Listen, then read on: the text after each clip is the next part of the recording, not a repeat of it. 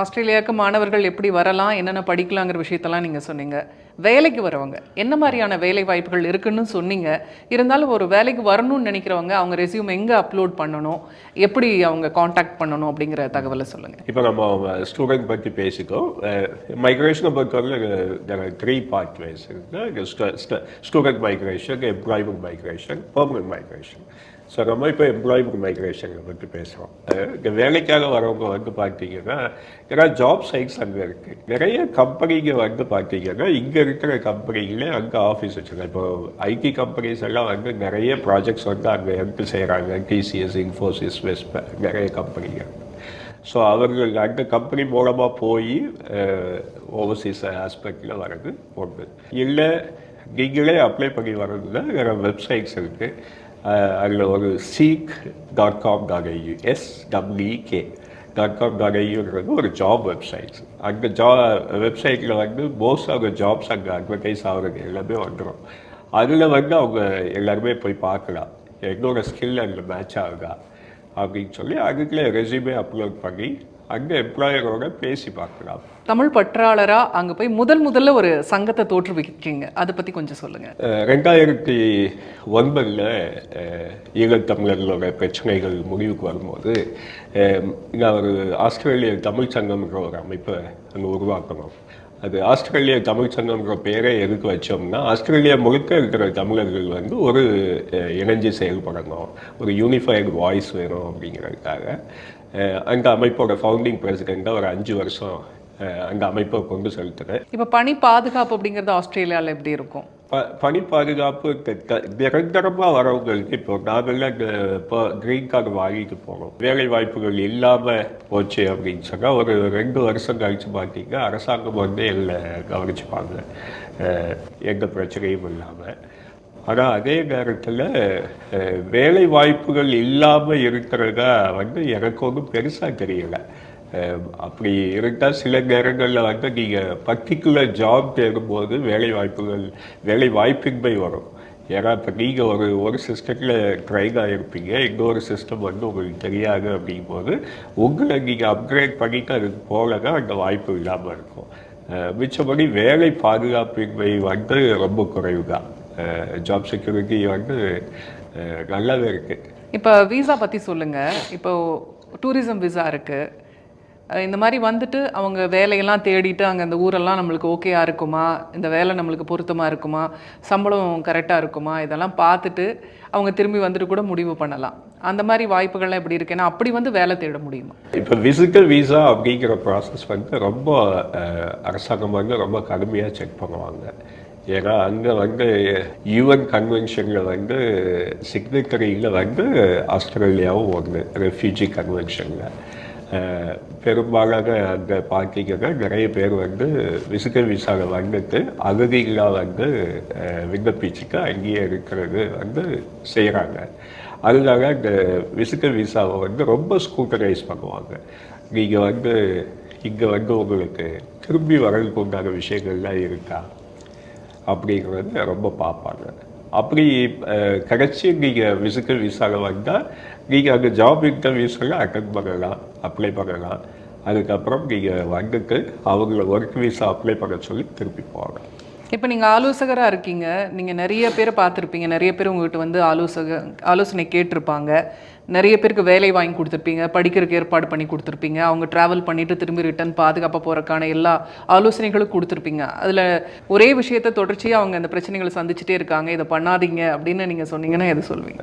Engineering முடிச்சுட்டு வராங்க, அங்கே வரைக்கும் ஆஸ்திரேலியாவில் ஏதோ ஒரு வேலைக்கு போயிடுறாங்க.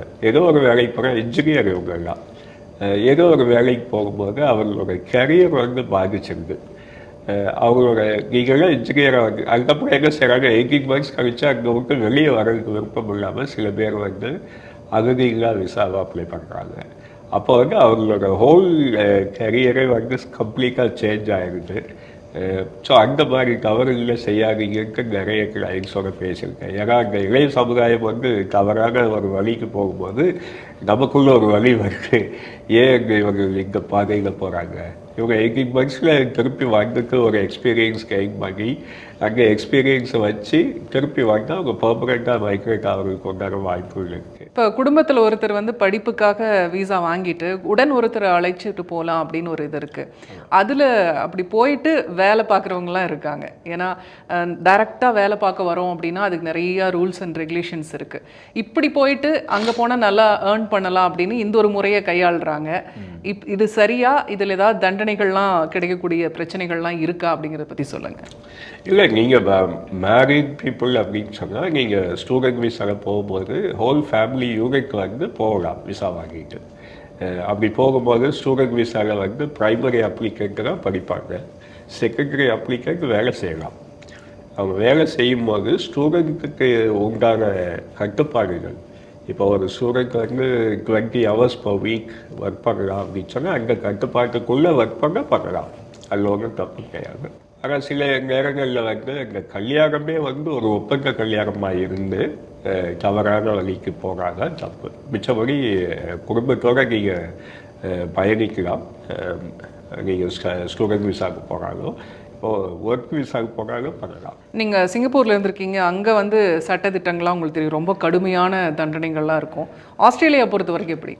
ஆஸ்திரேலியா பொறுத்தவரையில் ரொம்ப ஒரு ஹியூமன் கண்ட்ரின்னு தான் சொல்லுவாங்க சிங்கப்பூர் கம்பேர் பண்ணும்போது. ஏன்னா சிங்கப்பூரில் ஒரு 6 வருஷம் நான் வாழ்ந்தவன், அதனால எனக்கு அங்கே இருக்கிற சட்டத்திட்டங்களும் தெரியும். அது அந்த காட்டுக்கு அது தேவை. ஆஸ்திரேலியா பொறுத்தவரையில் அந்த மாதிரி கடுமையான தண்டனைகள் அப்படிங்கிற மாதிரி இல்லை. ஆனால் அங்கேயும் சட்டங்கள் இருக்குது, தண்டிக்கப்படுவார்கள். ஆனால் 2 நாடும் வந்து என்டையர்லி டிஃப்ரெண்ட் கான்ஸ்டியூஷன், டிஃப்ரெண்ட் லா என்ஃபோர்ஸ்மெண்ட். இப்போ நிரந்தர குடியுரிமை வாங்குறதுக்கு என்ன பண்ணணும் அப்படிங்கிறத பற்றி சொல்லுங்கள் ஆஸ்திரேலியாவில். ஆமாம், இப்போ ஒரு 3rd செக்மெண்ட்டுக்கு வரும். இது பெர்மனன்ட் மைக்ரேஷன் அப்படிங்கிறது வந்து நீங்கள் வெளியே இருந்து நீங்கள் அப்ளை பண்ணுறது. அப்ளை பண்ணும்போது என்னன்னா ஸ்கில்டு மைக்ரேஷன் சொல்லுவாங்க. ஸ்கில்டு மைக்ரேஷன் மூலமாக போகுதுன்னா ஆஸ்திரேலியாவுக்கு வந்து எவ்ரி 3 years வந்து இங்கங்க ஸ்கில்டாக வந்து இந்த நெக்ஸ்ட் 3 yearsக்கு வந்து ஆஸ்திரேலியாவோட எக்கானமிக்கு வந்து தேவைப்படுது அப்படிங்கிறது ஒரு லிஸ்ட்டு கொடுப்பாங்க. அந்த லிஸ்ட்டுக்குள்ளே உங்களோட ஸ்கில் வந்து ஃபிட் ஆச்சு அப்படின்னு சொன்னால், இப்போ ஒரு ஏரோநாட்டிக்கல் இன்ஜினியர் அப்படின்னு சொல்கிறாங்க, ஒரு ஃபிசியோதெரப்பி சொல்கிறாங்கன்னா உங்கள் ஸ்கில் அதுக்குள்ளே ஃபிட் ஆச்சுன்னா மினிமம் இயர்ஸ் ஆஃப் எக்ஸ்பீரியன்ஸ் இருக்குது. அந்த எக்ஸ்பீரியன்ஸ் எல்லாம் உங்களுக்கு இருக்குன்னா நீங்கள் வந்து அந்த இதுக்கு அப்ளை பண்ணலாம். அப்ளை பண்ணுறதுக்கு நிறைய ஸ்டெப்ஸ் இருக்குது. அது எல்லாம் புள்ளி கணக்கில் தான் உங்களை வந்து தேர்ந்தெடுப்பாங்க. ஒவ்வொரு ஆக்குபேஷனுக்கும் ஒரு சீலிங் இருக்குது. ஒரு வருஷத்துக்கு ஒரு 300 சிவில் இன்ஜினியர்ஸ் தான் வேணும்னா அந்த 300 பேர் உலகமெங்கு அப்ளை பண்ணுவாங்க. விண்ணப்பிக்கிறவங்க வந்து உலகமெங்கு இருப்பாங்க. அவங்களில் வந்து யார் டாப் 300 ஸ்கோர் பண்ணியிருக்காங்களோ அவங்களுக்கு வந்து இன்விடேஷன் அனுப்புவாங்க. இன்விடேஷன் வந்த அப்புறம் நீங்கள் அப்ளை பண்ணலாம். அப்ளை பண்ணால் விசா கிடைச்சதுக்கப்புறம் நீங்கள் போகலாம். இது ஒரு பெர்மனன்ட் மைக்ரேஷன் ஓவர் வியூ நான் சொல்கிறேன். இப்போ மற்ற நாடுகளை விட ஆஸ்திரேலியாவில் என்ன ஸ்பெஷல் அப்படின்னு நீங்கள் சொல்வீங்க? அங்கே வந்து படிக்கிறவங்களுக்கோ வேலை பார்க்குறவங்களுக்கோ நிரந்தர குடியுரிமை வாங்குறவங்களுக்கோ சுற்றுலா வரவங்களுக்கோ ஆஸ்திரேலியாவில் என்ன ஸ்பெஷல்? ஆஸ்திரேலியாவில் எல்லாமே ஸ்பெஷல் தான். ஆஸ்திரேலியா பொறுத்தவரையிலும் இந்த என்வாயர்மெண்ட் இஸ் ஸோ ஸ்பெஷல் அப்படின்னு சொல்லுவேன். ஏன்னா நீங்கள் பொல்யூஷன் ஃப்ரீ கண்ட்ரி. அதனால தான் வந்து உங்களோட லைஃப் டைம் எக்ஸ்பெக்டன்சி வந்து ஒவ்வொருத்தருக்கும் வந்து ஆவரேஜாக 90 அப்படிங்கிறது ஒரு ஆவரேஜ் இது. அதே மாதிரி நீங்கள் வேலை பாதுகாப்பின்மை பிரச்சனைகள் கிடையாது. அரசாங்கமும் மக்களும் வந்து இறைஞ்சி செயல்படுற மாதிரி தான் இருக்குது எல்லாமே. தமிழ்ச்சங்கத்தோட நிறுவன தலைவர் நீங்கள் ஆஸ்திரேலியாவில் என்னென்ன பண்ணியிருக்கீங்க? அதில் ஆஸ்திரேலியா தமிழ்ச்சங்கம் 2009 சாலமன் பாப்பையா ஐயாவோட கையால் அது ஆரம்பிக்கப்பட்டது. அதுக்கப்புறம் ஒவ்வொரு வருடமும் வந்து இங்கே இருக்கிற இலக்கிய பேச்சாளர்களை கூப்பிட்டு நிறைய நிகழ்ச்சிகள் நாங்கள் பண்ணியிருக்கோம். பாரதி விழா, கவியரசு கண்ணதாசன் விழா, இந்த மாதிரி பண்ணியிருக்கோம். அந்த ஆஸ்திரேலியா தமிழ்ச்சங்கத்தோட மோட்டிவேஷனில் இன்றைக்கி இருக்கிற சில தமிழ் அமைப்புகள்லாம் வந்து ரொம்ப சிறப்பாகவே செயல்பட்டு வராங்க. நீங்கள் சித்திரை திருவிழாவும் இருக்குது எங்கள் இல்லை. அது மாதிரி நிறைய நிகழ்ச்சிகள் வந்து நடந்துட்டு வருது. ஆஸ்திரேலியா தமிழ்ச்சங்கத்தில் வந்து இந்த நம்ம தமிழ் ப்ரோக்ராம்ஸ் மட்டும் இல்லாமல் இந்த மெயின் ஸ்ட்ரீம் ப்ரோக்ராமையும் நிறைய பண்ணியிருக்கோம். ஆஸ்திரேலியாவில் இருக்க படிப்புகள், வேலை வாய்ப்புகள், குடியுரிமை இது நிறைய சொன்னீங்க. அங்கே இருக்கிற அரசியலில் பங்கெடுத்துக்கிற விஷயத்தை பற்றி பேச வேண்டிய நேரம் அது. நீங்கள் அங்கே இருக்கிற அரசியலில் பங்கெடுத்துக்கிட்டு நிறையா பொறுப்புகளுக்கு விண்ணப்பிச்சிருக்கீங்க, எலெக்ஷனில் போட்டியிட்டு இருக்கீங்க. நீங்கள் வருங்கால ஆசை என்ன அங்கே அரசியலில்? என்ன பின்புலம் இதில் உங்களுக்கு? இதில் பின்புலம்னு சொல்லப்போனால் ஒரு சின்ன விஷயம் தான். நீங்கள் ஆரம்பிக்கும் போது பார்த்தீங்கன்னா ஒரு 10 நண்பர்கள் இருக்கும்போது ஒரு தெருவில் நின்று பேசுகிறீங்க, அது தொடர்ந்து சந்திக்க வாய்ப்பு இருக்கும். அதே ஒரு 100 நண்பர்கள் வரும்போது உங்களால் தினமும் சந்திக்க முடியாது. அதுவே 1000 ஆகும்போது வாய்ப்புகள் குறைஞ்சி போயிடும். 10,000 ஆகும்போது வாய்ப்பே இல்லாமல் போயிடும். இதெல்லாம் மாற்றுறதுக்காக தான் வந்து Australia Tamil Sangam, Australia Tamil chamber of commerce. அதுக்கப்புறம் நான் யோசிச்சு பார்த்தப்ப இந்த மக்கள் நம்மளை வந்து தனியாக ஒரு கூட்டமாகவே நினச்சிடக்கூடாது அப்படிங்கிறதுக்காக 2007 வந்து ஆஸ்திரேலியா லேபர் பார்ட்டியில் உறுப்பினராக சேர்ந்து கிட்டத்தட்ட ஒரு 17-18 வருஷமாக அந்த கட்சியோட சில பொறுப்புகளை அங்கங்கே வகிச்சு, அந்த நமக்கு இங்கேருந்து போகும்போது எல்லா கட்சியுமே ஒன்று தான். அப்படி இருக்கும்போது எங்கள் கட்சி நம்மளோட ஒத்து போகிற கொள்கை உள்ள கட்சின்னு பார்க்கும்போது தொழிலாளர் கட்சி தான் வந்து நம்மளோட மைக்ரன்ஸோட இதுக்குள்ளே க்ளோஸாக இருக்கிறது. அதனால அந்த கட்சியில் இணைச்சி செயல்பட்டு அந்த கட்சியோட பொறுப்புகளை வகிச்சிட்டு வந்தேன். ஒரு ஸ்டேஜுக்கு அப்புறம் வந்து நம்ம வந்து அந்த கட்சி கான்ஸ்டியூஷன், பார்லிமெண்ட் சிஸ்டம் இதெல்லாம் நீங்கள் பழகுனதுக்கப்புறம் நீங்கள் வந்து மெயின் ஸ்ட்ரீம் கம்யூனிட்டிக்கு சர்வீஸ் பண்ண போகணும். சர்வீஸ் பண்ண போகிறதுக்கு பிளாட்ஃபார்ம் வந்து பார்த்தீங்கன்னா கவுன்சில் இல்லை பார்லிமெண்ட் இந்த மாதிரி தான். அதுக்காக முதல் அடி எடுத்து வச்சுருக்கேன். இப்போ எடுத்து வச்சது வந்து 2026 ப்ரீ செலெக்ஷனுக்கு வந்து எங்களுக்கு தயார் பண்ணியிருக்கேங்க. 2027 மார்ச் மாதம் தேர்தலை எதிர்நோக்க வேண்டிய சூழ்நிலை வந்து உங்களுக்கு எங்கள் தரப்பிலிருந்து வாழ்த்துக்களை இப்போவே தெரிவிச்சுக்கிறோம். இந்த நேரத்தில் ஒரு கேள்வி, அதாவது வெளிநாட்டிலிருந்து புலம்பெயர்ந்து வரவங்களுக்கு, அங்கே வந்து குடிபெயர்றவங்களுக்கு அரசியலில் பங்கு அப்படிங்கிற நிறையா நாடுகள் மறுத்துட்டு இருக்காங்க. ஆஸ்திரேலியா பொறுத்த வரைக்கும் எப்படி? அப்படி எதுவும் கிடையாது. அது வந்து நமக்கே நம்ம போட்டுக்கிற ஒரு விலங்கு. என்ன அப்படின்னு கேட்டால், அரசியல் அப்படிங்கிறது வந்து தவிர்க்க முடியாத ஒரு சக்திங்கிறத மக்கள் எல்லாருமே புரிஞ்சுக்கணும். அந்த அரசியல் அப்படிங்கிறது என்னங்கிறத வந்து எல்லாருமே பிள்ளைங்களுக்கு புரிய வச்சிடணும்.